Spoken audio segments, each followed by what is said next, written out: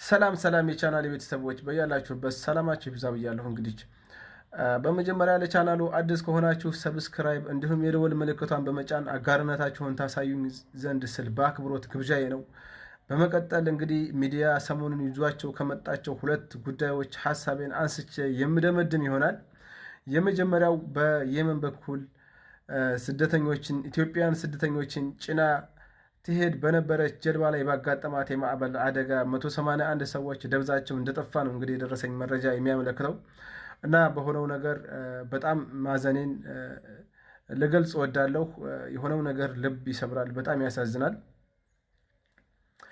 በመቀጠል እንግዲህ በዚሁ ከስደተኞች ሳንወጣ እንግዲህ ድንበር ላይ ያሉ ወታደሮች የኢትዮጵያን ስደተኞችን ሆን ብለው በከባድ መሳሪያ እንደሚገሉና ጾታዊ ትንኮሳ እንደሚያደርጉባቸው ነው እንግዲህ ሚዲያው ይዞት የወጣው መረጃ።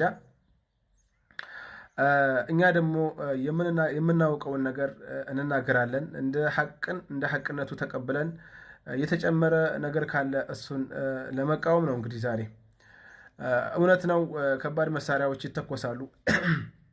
ነገር ግን እነዛ ከባድ መሳሪያዎች የሚተኮሱት ስደተኛውን ለመግደልና ለማጥፋት ቢሆን ኖሮ ዛሬ ማናችንም ተርፈን እዚህ ደረጃ ደርሰን ቤተሰባችንንም ለውጠን እኛንም ራሳችንን ለመቀየር ጥረት ባላደረግን ነበር። ከዛ ሰንሰለታማ ተራራ ወጥተን ለዚህም ባልበቃን ነበር። እንግዲህ ወዳጆቼ እንደሚታወቀው ያ ድንበር በሀገሪቱ ሕግና ደንብ የማይፈቀዱ ብዙ ነገሮች የሚገቡበት ለምሳሌ መሳሪያዎች፣ ሐሺሾችና ጫት፣ ሲጋራን ጨምሮ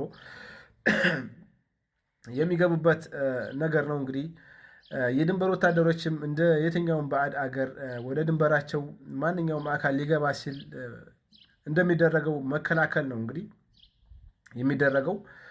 ስደተኛው ወደ ኋላ ሸሽቶ እንዲመለስ የታቀደ እንጂ ሆን ብሎ ስደተኞችን ለማጥፋት የታቀደ እንዳልሆነ ማህበረሰቡ እንዲያውቅ እፈልጋለሁ። በመቀጠል አስገድደው ይደፍራሉ በተባለው ነገር ላይ ጭራሽ ከኢንፎርሜሽን ውጭ የሆነና እውነትን ያላዘለ የተሳሳተ ኢንፎርሜሽን መሆኑን እንደዚሁም ልገልጽ እወዳለሁ።